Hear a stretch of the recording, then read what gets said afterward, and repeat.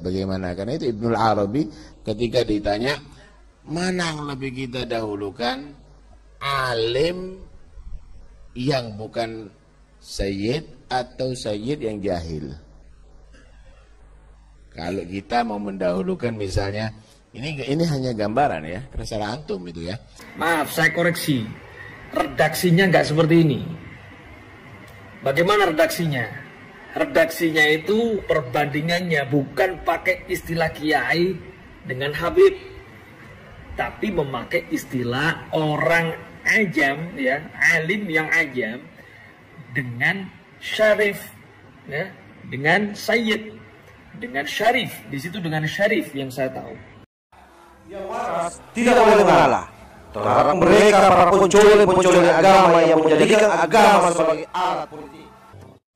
Tidak ada ciri tertentu, tapi bagi orang yang terbuka hatinya, maka mau tidak mau di situ ada tersimpan kekhususian Rasulullah Sallallahu Alaihi Wasallam. Nah, kekhususian Rasulullah Sallallahu Alaihi Wasallam. Karena itu kita lihat bagaimana orang-orang dahulu itu mentakdim daripada ahli bait, walaupun orang biasa kelihatan. Kenapa? Karena dia menyaksikan ada di tubuh tadi itu mengalir daripada bid'atul Mustafa. Kita lihat kiai-kiai dulu, kita lihat bagaimana. Karena itu Ibnul Arabi ketika ditanya mana yang lebih kita dahulukan, alim yang bukan sayyid atau sayyid yang jahil. Kalau kita mau mendahulukan misalnya, ini hanya gambaran ya, terserah antum itu ya. Ini hanya gambaran bagaimana mereka itu bisa menyaksikan dengan ainul basirahnya.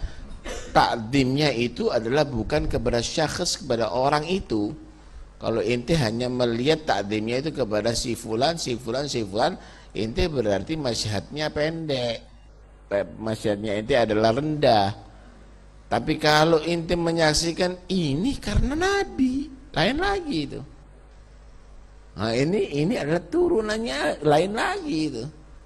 Kalau kamu tadi itu menganggap ini tongkat, tongkat yang baru ini lebih bagus. Ini tongkat pernah dipakai sama Nabi, walaupun udah lama. Kalau perlu udah keropos, Anda lebih muliakan. Kenapa? Berkah tongkatnya Nabi.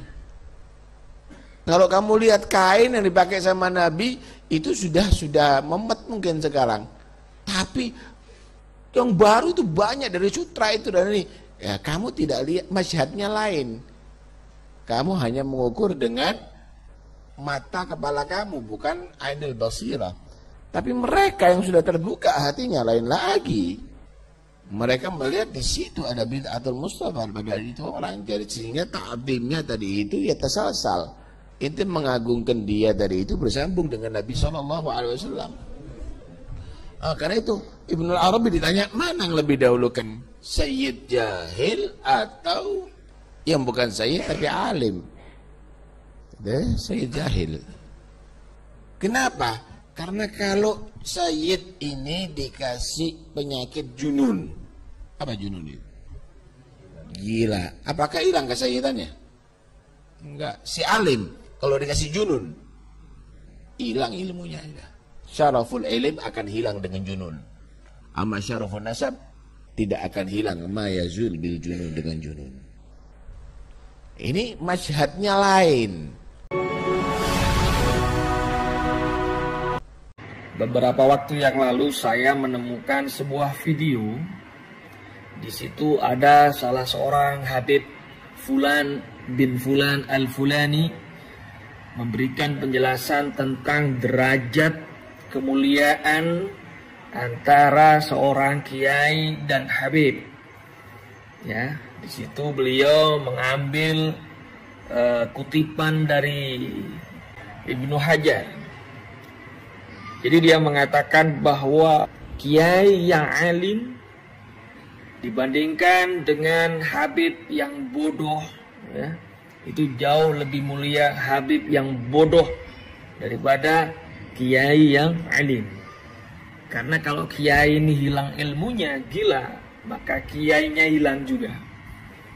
Nah, kalau Habib, walaupun bodoh, walaupun gila, ya, Habibnya tetap karena darahnya. Nah, maaf, saya koreksi, redaksinya nggak seperti ini. Bagaimana redaksinya? Redaksinya itu perbandingannya bukan pakai istilah kiai dengan Habib, tapi memakai istilah orang ajam, ya, alim yang ajam, dengan syarif, ya, dengan sayyid, dengan syarif. Di situ dengan syarif yang saya tahu. Nah, kalau syarif jelas, syarif ini dzurriyyah Rasul. Dzurriyyah Rasul itu sebutannya sayyid syarif, nggak ada yang lainnya. Nah, kalau orang biasa itu ajam, ya, orang biasa, bukan keturunan Rasul. Kenapa saya bilang ini harus dikoreksi? Ini bahaya karena pakai istilah kiai.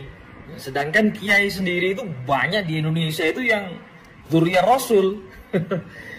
Ya. Jadi banyak kiai-kiai di Indonesia itu, ya, gus-gus di Indonesia ini yang punya nasab sambung ke baginda Nabi Muhammad SAW. Gak semuanya, saya bilang banyak, ya.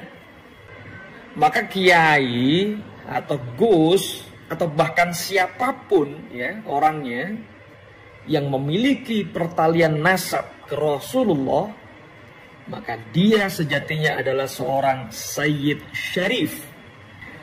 Jadi hati-hati dalam menyampaikan, pilihlah penggunaan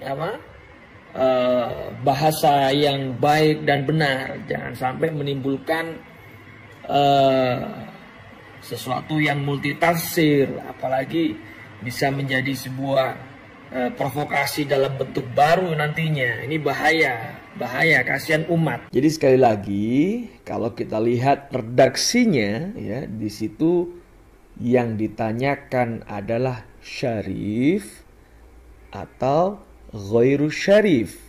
Jadi jelas, ya, syarif atau selain syarif. Syarif jahil dengan ghairu syarif yang alim. Ya, bukan Habib yang bodoh dengan kiai yang alim, bukan. Keliru ini.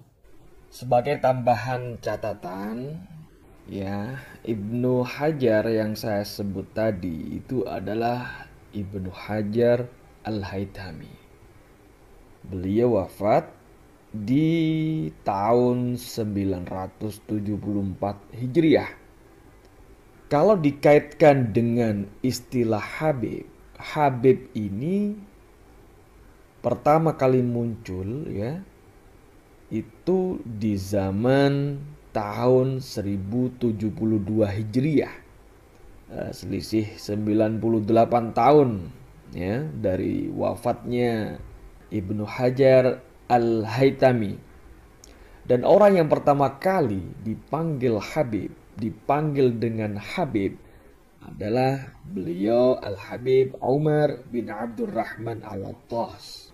Nah, ini kalau di otak-atik, mana mungkin ada seseorang menanyakan suatu hal kepada Ibnu Hajar Al-Haytami, mempertanyakan suatu hal yang belum ada di masanya. Ini nggak mungkin.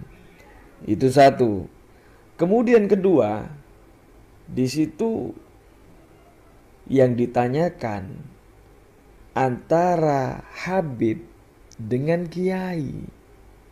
Kiai ini panggilan, ya, ulama yang ada di Indonesia. Di Arab sana nggak dipanggil kiai, nggak ada kiai di Arab sana, nggak ada. Di Yaman nggak ada kiai. Di luar Indonesia nggak ada kiai. Kiai itu cuma ada di Indonesia, khususnya di tanah Jawa, begitu. Jadi nggak mungkin itu terjadi. Mudah-mudahan keterangan saya bermanfaat. Amin.